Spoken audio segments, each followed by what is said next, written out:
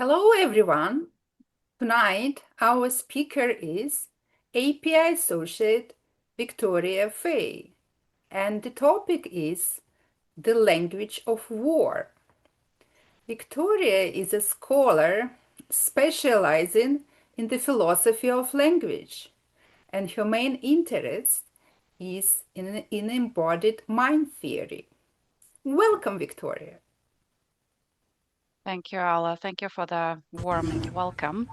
Yes, my main interest is the embodied mind theory, which is related to philosophy of language. I'm also interested in philosophy of mind and nature of consciousness. That was what my earlier research was about, in a way. When Ala and I talked about this seminar, uh, I was I actually had a clear idea what I'm going to be talking about immediately because some of my research kind of touched upon the topic of war and the language that is used in war and conflicts. But then I was like, I'm going to be open-minded and I'm going to, you know, um, Google it, so to say, and see if there are some other things that I could be talking about rather than, what I have in mind. And I got some unexpected results. So yeah, I did Google search language of war or metaphors of war, and this is what I found. The language of war metaphor frames non-military issues like diseases, social problems like poverty or drugs, or personal struggles as battles to create urgency, unity, and emotional impact. While effective for mobilization, this rhetoric can oversimplify complex issues, reduce ethical nuance, and create a good versus bad binarity. And then the AI overview gives some examples, like we can use war language to talk about public health and policy. For example, we could talk about the war on cancer, war on COVID-19, and use stuff like fighting the virus, frontline workers, attacking the disease, all of this kind of referring us to a military conflict situation. We can use war talk to describe interpersonal relationships. For example, romance could be described through conflicts such as conquering a heart, fending off suitors, or winning someone over. We can use it for daily life and work, where arguments are framed as combat. He attacked every weak point. I defended my position. We can use it for internal struggles, describing personal, emotional, psychological battles, like fighting inner demons.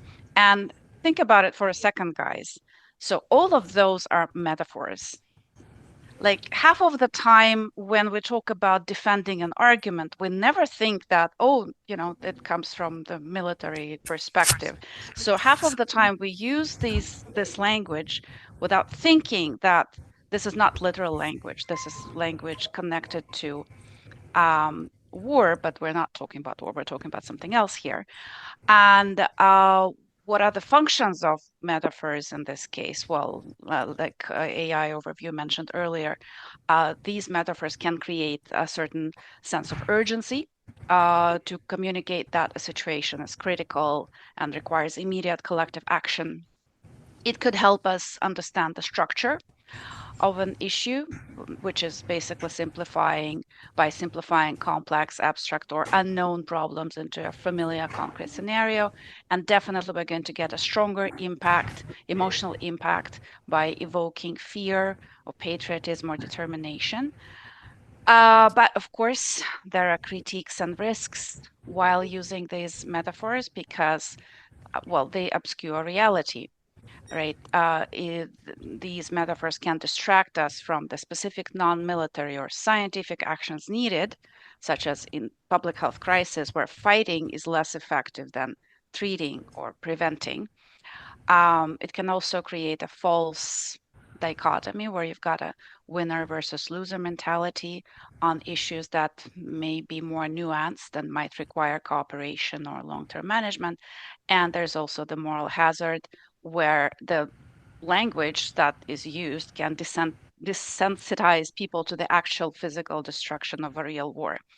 And this is not the topic of today's conversation, but I just thought I would present it for you to see that language of war is mapped onto non-war related issues every day to discuss those issues and to make them more like to make the um, speaking about them more powerful. Now, like I said, this was not what I was going to talk about. What I wanted to find the way war is described in, by politicians, by the media. This is what I was looking for. Interestingly, I found something else, which in itself is, an interesting phenomenon, right? Because in my view, when I was Googling, I had a certain frame in my head of what I was looking for, but Google had other ideas. So for me to be able to find what I was looking for, I had to reframe my question and to change it so that it coincided with what I needed to find. So that's an interesting thing, and I'm gonna just stop here for a second. Um, but yeah, you can say, okay, Victoria, metaphors are effective, maybe, right? But they are a language device or a literary device, right? So maybe they're used in literature, maybe they're used in public speech, but they're just used to make the language stronger or to make the message more powerful. And we can still kind of discuss the issues at hand without using metaphors. So, what I want to talk about is something different. I want to talk about the theory where metaphors are conceptual.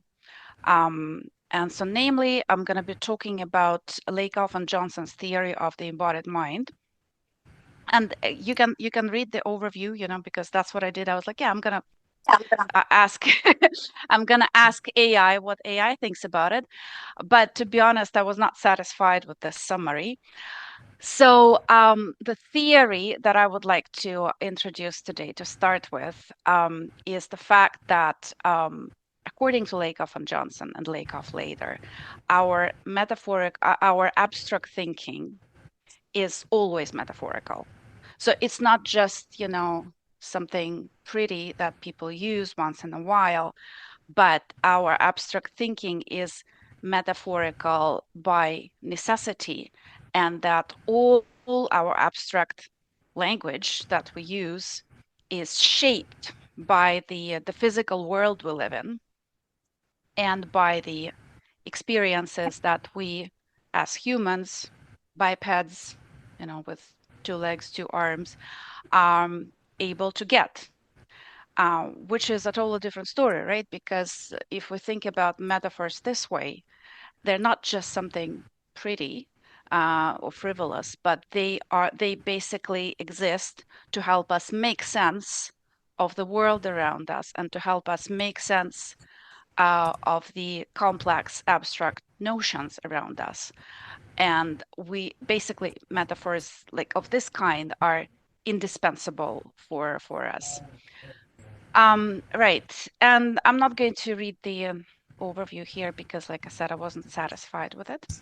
Um, I would like to introduce the theory of everyday metaphors to kind of prove my point, well, George Lakoff's point. We can have a look at the simplest level at which we encounter the metaphorical use. For example, the up and down schema we come across every single day. We watch the level of water go up in the glass when we get up and stay up all day, functioning healthy. Whereas if we fell sick, we would be lying down, etc. So basically, you have this kind of physical orientation in space, right? And up is usually more, down is usually less or worse. And as a result, the up and down schema has multiple applications in our abstract thinking. We perceive good as up, happy is up, Health is up, alive is up, control is up, status is up, and correspondingly, the opposites of the above mentioned notion would be employing down, right? So, like, for example, he was feeling down. It means he wasn't feeling good, right? Some upbeat music, or as well, the music is happy. And the thing is that these kind of schemas are so ingrained in our thinking that we hardly ever think about them as metaphorical, but technically they are metaphorical. Right. So another example that is pretty vivid would be to talk about the temperature that we experience on a daily basis, right? Some things are warm, some things are cold. Physically, our bodies experience the warmth and the cold. And then we can have some warm feelings towards somebody. What is the temperature of our feelings?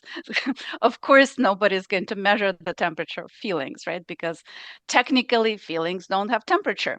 But still, warm feelings, if somebody tells you, oh, he's such a warm person, she's such a warm person, you immediately understand what kind of person they are. And the other way around, if somebody's giving you a cold shoulder, well, you're kind of feeling it, right? Even though it's metaphorical cold, right? So basically, these are little examples to just show you that metaphors are everywhere. And most of the time, we just don't pay attention to them, even like the little ones, right? With up and down or warm and cold. Now, speaking of time, um, George Lakoff and Mark Johnson argue that there's no way, and this is important, there's no way to talk about time without metaphors. So they're not just a figure of speech that helps us understand, but they are metaphors create the framework for us to be talking about time. For example, we could have the time orientation metaphor where the observer is located in the present. The space in front of us is our future. The space behind the observer is the past. And then you're getting expressions like that's all behind us now, in the past. Let's put that in the back of us. We're looking ahead to the future. He has a great future in front of him, right? And literally, he doesn't have a future in front of him, but everybody understands what we're talking about. We also have other spatial metaphors we use to talk about time, and they include the moving time metaphor and the moving observer or the time's landscape metaphor. And in this first case, events are moving past us as we observe them. And in the second, we move past the time's landscape. And in this case, for example, if we have the moving observer metaphor, then the times are the locations of the observer's path of motion. So we are passing some times, and the motion of the observer is the passage of time, and the distance moved by the observer is the amount of time passed. And so here are some examples of, again, metaphors that are used to talk about time when we have a moving observer. There's going to be trouble down the road. So we are moving in time, and there's going to be trouble down the road. But I guess the road of time. Will you be staying a long time or a short time? Let's spread the conference over 2 weeks. We're coming up on Christmas, like we're, moving physically. We passed the deadline, like, a train passes a city. We passed the deadline. But there's more than one metaphor or more than one metaphor system to talk about time, for example. We can also talk about time as a resource. And this is different, right? So now we're not talking about the spatial orientation. We are talking about something else. And if we use the resource metaphor, then we can waste time, we can spend time, we can value time. We could be running out of time, etc. Right? Yeah, we can also have time as a flow, which is similar to the previous metaphors. So I guess my point here is that these metaphors are not compatible with each other, right? The spatial metaphor of time and the resource, they're like not, they exist in different planes, on different planes, so to say. And we, the speakers, are free to use them whenever it is convenient for us, right? If it is more convenient for us, we're going to be talking about time as a resource. If it is more convenient for us to, talk about the, looking ahead into the future, putting something behind us, then we're going to be using that kind of framework. And unfortunately, it is pretty much impossible to talk about time outside one of those metaphors. Maybe if you're a physicist, then you can talk about time and like equations, right? But normal people are going to be switching between these metaphors. And of course, they're not perfect, right? Because metaphors are not 100% perfect. For example, if we talk about a resource, right? If I give you time, imagine it's like a physical resource, you cannot give me the same time back, right? You can give me some other time, but it's not the same time. That time has gone. So of course, when you're using a metaphor, it necessarily hides some other aspects of the phenomenon that you are describing in a metaphorical way. Um, and basically, I feel that this is a very important framework to kind of get us into the actual language of war talk. But before we do, we need to talk about something else. So earlier we were talking about metaphors. Later, in his theories, Lakoff, instead of using the word metaphors, he's using deep frames, because I guess frames are a more complex phenomenon than a metaphor. And in his thinking points, which is 2006, Lakoff claims that we think in frames. So frames are the mental structures that allow human beings to understand reality and sometimes to create what we take to be reality. Frames facilitate our most basic interactions with the world. They structure our ideas and concepts. They shape the way we reason, and they even impact how we perceive and how we act. For the most part, our use of frames is unconscious and automatic. We use them without realizing it. And to explain this idea, he refers to Goffman's study of institutions and conventional social behavior.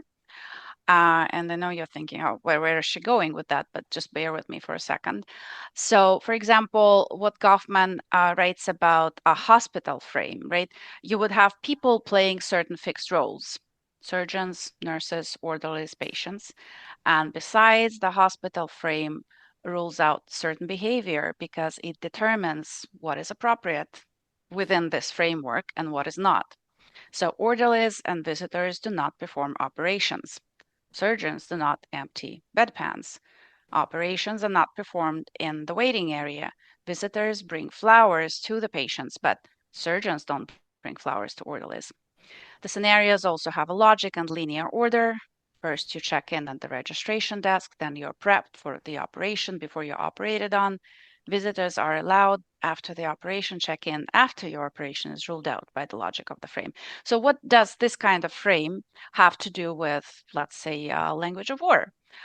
Well, guess what? The hospital framework can be extended when we talk about military operations. So, as we have already mentioned, the enemy could be seen as a cancer that can spread. In this metaphor, military operations are often seen as hygienic, to clean out enemy fortifications. Bombing raids are portrayed as surgical strikes to take out anything that can serve a military purpose. And the metaphor is supported by imagery of shiny metallic instruments of war, especially jets. So think about it. Yeah, so we're using the hospital framework here to talk about a war. And in this case, well, definitely the surgeons are the good guys, right? Cancer is a problem. And so, cancer is equals enemy. And so the enemy is not perceived as individuals in this case, right? As individual people with their own aspirations and motivations, but rather than a disease. So as soon as you hear this kind of frame, you already have a certain concept happening in your mind, and you subconsciously or unconsciously develop a certain attitude towards the actions that are being described. So here's another example of a social frame that is used to describe politics in this case. For example, the Democrats accused Bush of illegal spying on US citizens. So in this case, the accusers are the Democrats, the accused is the president, the offense is illegal spying on US citizens, and the accusation is the act of declaring. So the verb accuse is decomposed into two statements, one declared and one presupposed. The badness, illegality, or immorality of the offense is presupposed by the accuser, who is declaring that the accused did perform the offense. So in this case, we are, well, not we, but whoever wrote this sentence was using the social frame of court, I guess the courtroom, right?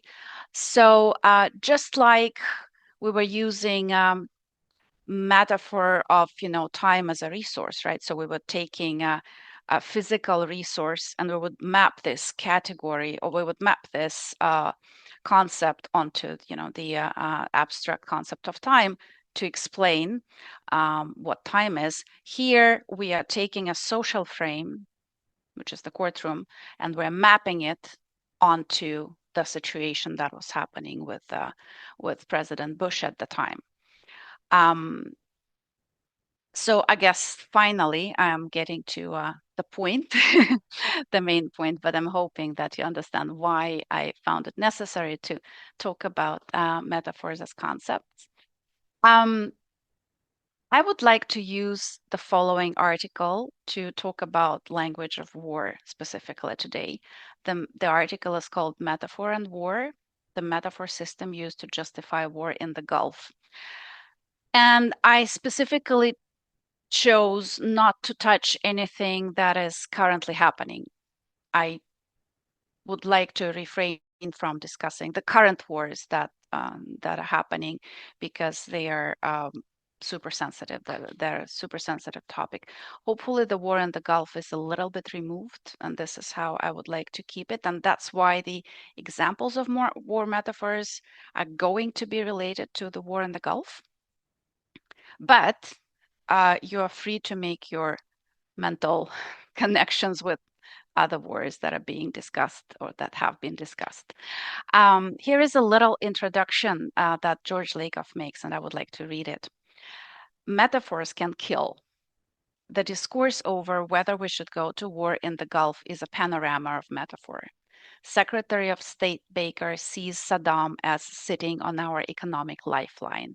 President Bush sees him as having a stranglehold on our economy. General Schwarzkopf characterizes the occupation of Kuwait as a rape that is ongoing. The president says that the US is in the Gulf to protect freedom, protect our future, and protect the innocent, and that we must push Saddam Hussein back. Saddam is seen as Hitler. It is vital, literally vital, to understand just what role metaphorical thought is playing in bringing us to the brink of war. I feel that this is a very strong and passionate introduction. And I feel that George Lakoff is making a strong case for whatever comes next. So examples of deep frames used to talk about war, according to Lakoff. War is often talked as politics, and then there is a subcategory where politics is talked about as business, and then inside this metaphor, we're going to discuss costs and gains, and literally calculate the amount of sacrifice going to war would be worth. A war could be described as a competitive game. War could be talked about as medicine. Then, of course, we've got the just war fairy tale, and war is a violent crime. This is not something that is used, that was used to talk about the war in the Gulf by the American media, but this is something that could be used let's say in Kuwait, to talk about Americans, right? And so this list is not exclusive. Those are just examples. And I'm going to give you a little bit of an overview into each frame. So war is a competitive game. It has long been noted that we understand war as a competitive game like chess, or as a sport like football or boxing. It is a metaphor in which there is a clear winner and loser and a clear end to the game. The metaphor highlights strategic thinking, teamwork, preparedness, the spectators in the world arena, the glory of winning and the shame of defeat. And so in this case, military maneuvers are often described as positioning or trapping in a maze of combat. Politicians often frame strategic decisions as a poker game where they avoid showing their cards, take risks to win, or bluff. War is likened to team sports like American football, focusing on field position, gaining ground, and trying to hurt the other guy.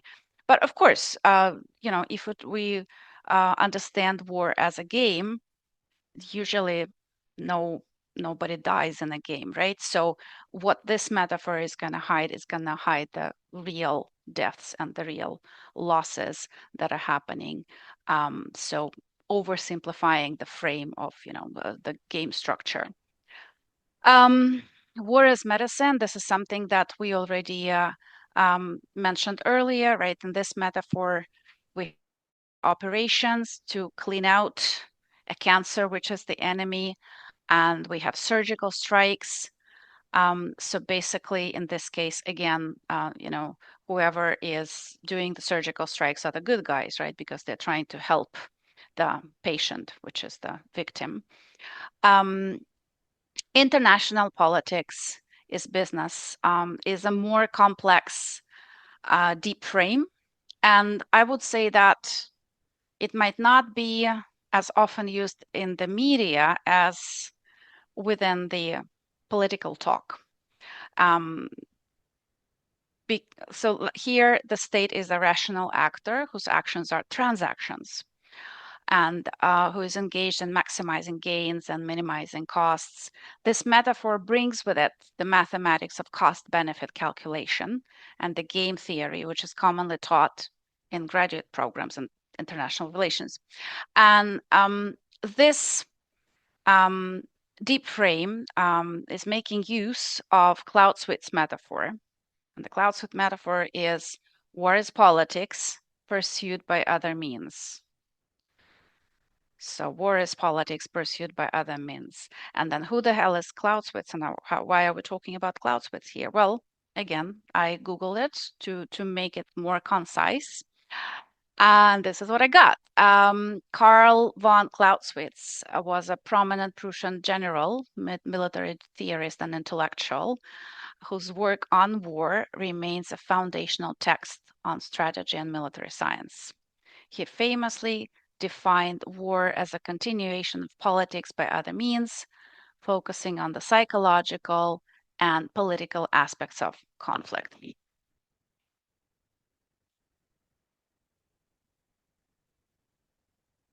So what do we get if we use this framework? War is politics pursued by other means. Well, this is where we get, calculations of costs and gains and mathematization of metaphor.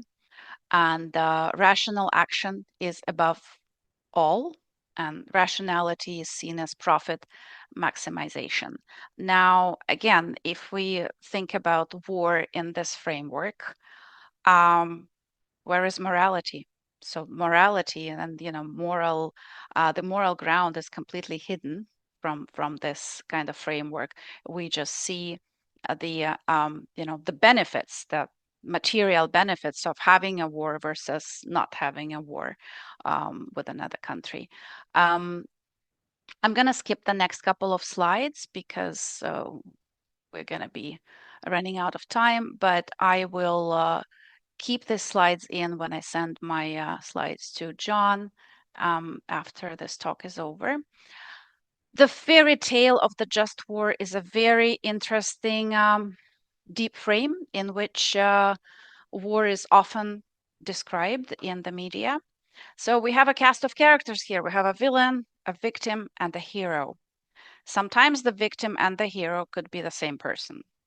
And in the scenario, crime is committed by the villain against an innocent victim, typically an assault, theft, or kidnapping.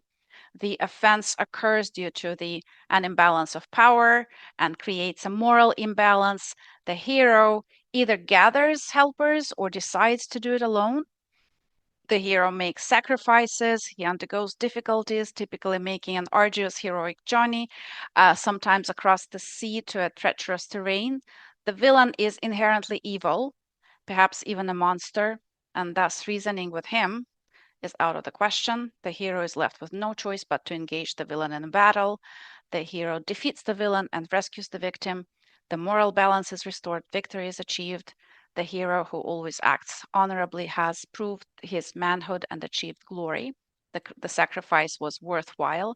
The hero receives acclaim along with the gratitude of the victim and the community. And this is not my wording, this is George Lakoff's wording. I'm using his wording to describe these deep frames because I feel that he has achieved a lot in this short article. So anyway, as the Gulf crisis developed, President Bush tried to justify going to war by the use of such a scenario. And at first, he couldn't get his story straight.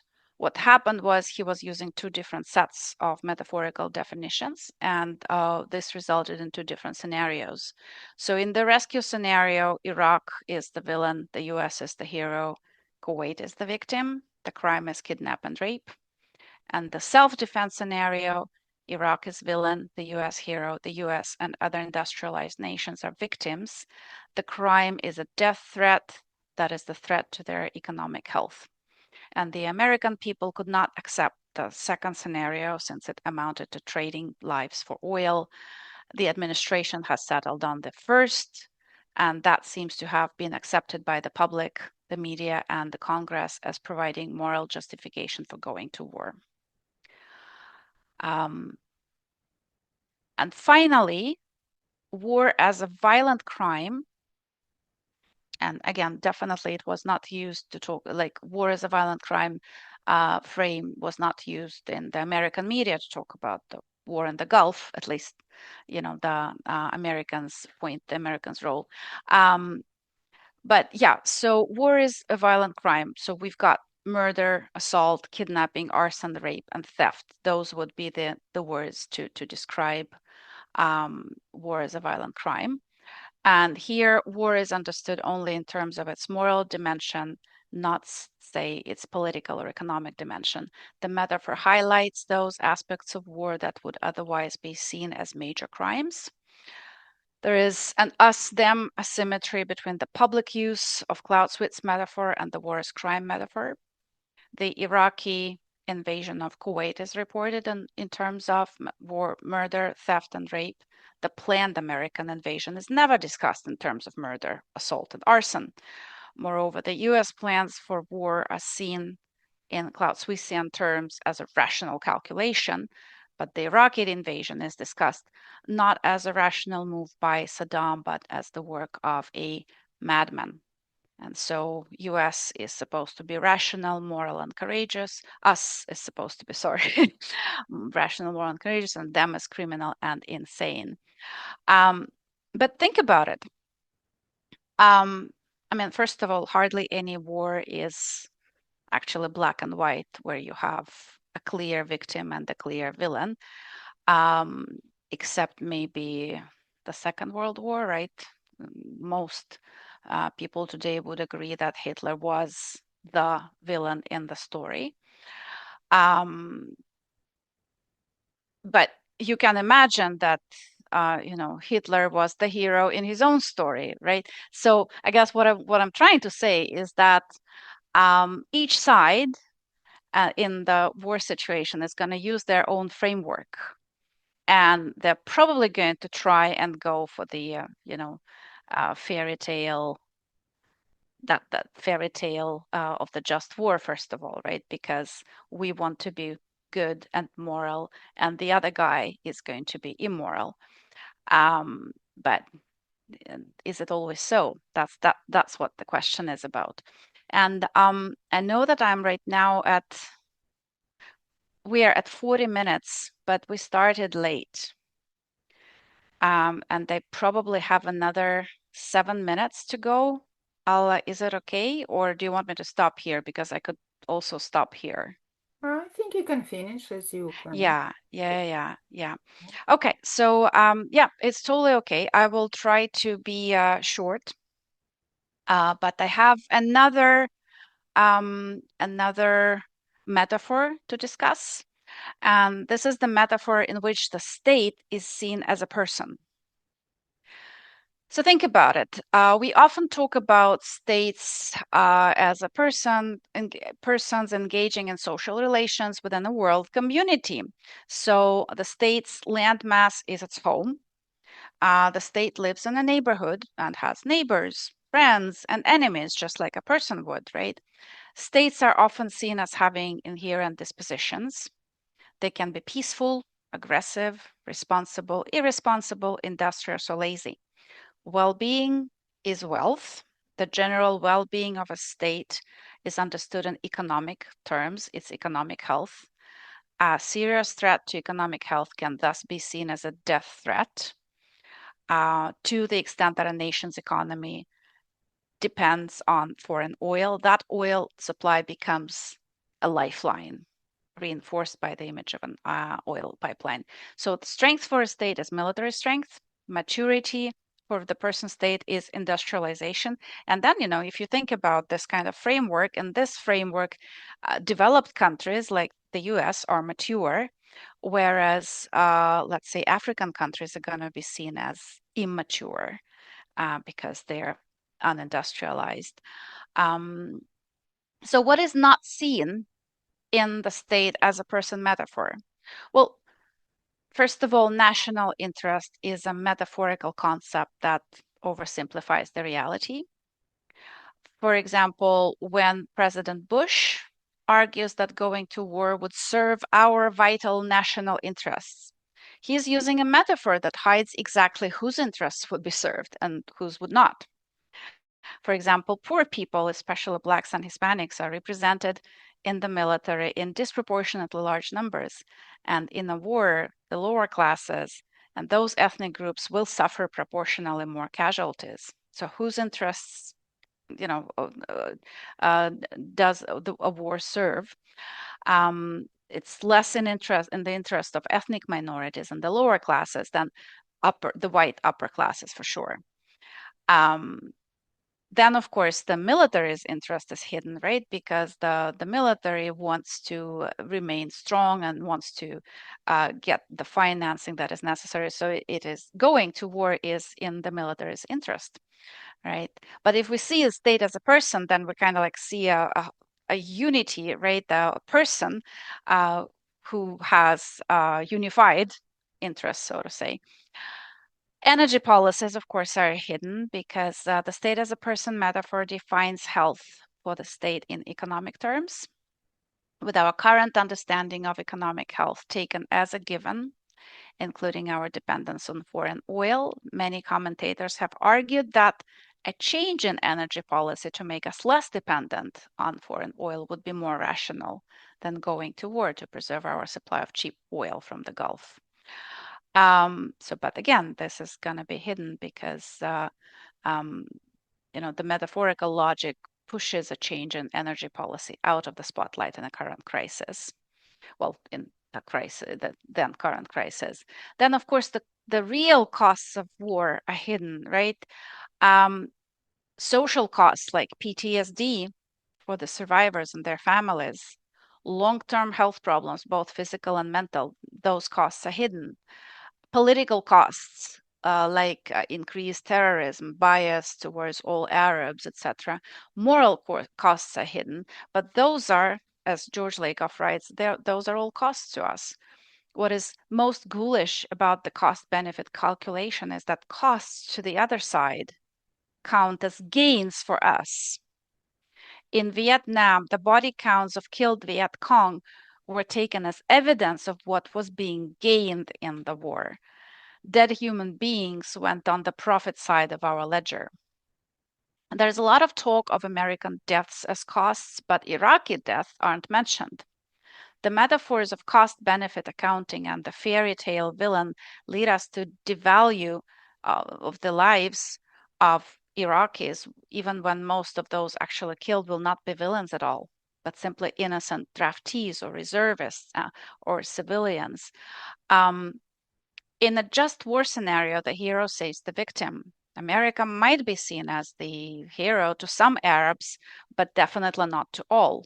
To some, the US is nothing but an aggressive colonizer, thus, the hero may be seen as the villain. So, the person metaphor hides the internal structure of state and allows us to think of Kuwait as a unitary entity, the defenseless maiden to be rescued in the fairy tale. The metaphor hides the monarchical character of Kuwait and the way Kuwaitis treat women and the vast majority of the people who live in their country. The state as a person metaphor also hides the internal structure of Iraq and thus hides the actual people who will mostly be killed, maimed, or otherwise harmed in a war. The same metaphor also hides the internal structure of the US and therefore hides the fact that it is the poor and the minorities who will make the most sacrifices while not getting any significant benefit. And it hides the main ideas that drive Middle Eastern politics. So basically what I kind of started from the beginning, that metaphors, on the one hand, they help us make sense of things, but on the other hand, they totally hide a lot of issues. And then depending on what the media or the politicians want us to think, they're going to use the metaphor that is most convenient at the moment. And I guess what I would like to finish with, you guys probably remember this little tale about how many, I don't know, 6 blind people or 7 blind men who were at an elephant. But because the elephant is large and they were not able to see it, they kind of like felt around, and one of them described an elephant as a rope. Another said, "Oh, it's a tree." Another said, "It's a snake, spear, fan, a wall." So I guess in this case, the elephant is, like, in my metaphorical thinking, the elephant is the war. And basically what we are getting exposed to different frames trying to describe different parts of this animal, this elephant. However, we are not able to see the picture if we disregard the things that are hidden um, by the framework that we're using. And I believe that it is really, really important in today's world where social media is very fast to throw news at us, and the news spread like fire without being checked, without critically thought about. I believe it is especially important for us to be aware that whatever we are hearing in the news, whatever we are reading about, is not the only narrative. It is the narrative described in the deep frames that is convenient for the person describing it. And most of the time, it hides 70% of the truth, or just like the blind men that are not being able to see the elephant. So I have put on the links at the end of the slides to the sources that I used, or to the sources that you might want to read if you're interested in this topic. So the main source that I used was George Lakoff's article that was published in 2011, Metaphor and War. But you can also see here Thinking Points by George Lakoff, and I think this link will take you to the Metaphors of Terror, which is about terrorism post 9/11. And then this one is a fresher article about Obama's language. And then there are a couple of other things like euphemism in the language of war, and the other more metaphors. There's so much interesting stuff that you can find related to language of war. It's I mean, I'm excited about this, but I guess I'm excited about this as a scholar.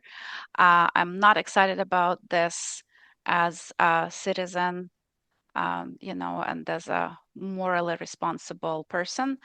But I do believe that, we should be aware of the fact that all these frameworks are relative.